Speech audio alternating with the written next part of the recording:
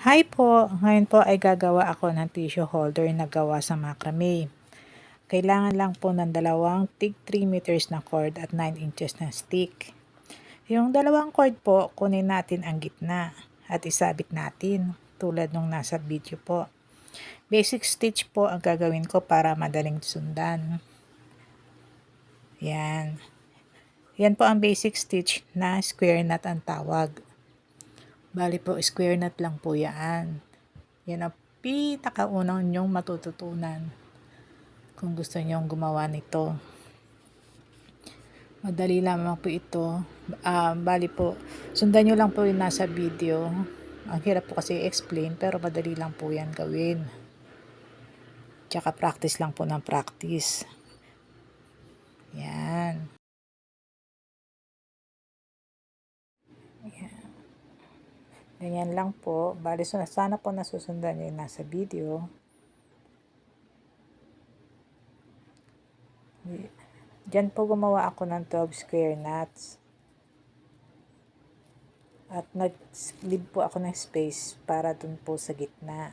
Yan, ganyan. Leave lang po. Tapos po nag-square knot ulit ako ng 12 para balance sila. Ayan.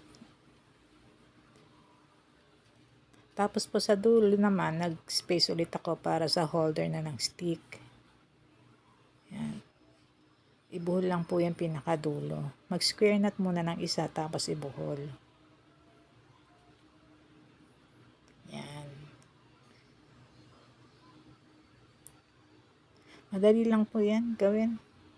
Nakakalibang din po yan, nakakalis na stress.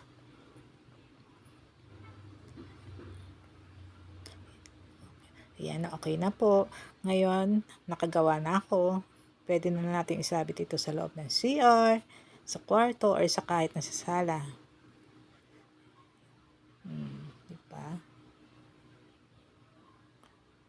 Ang ganda.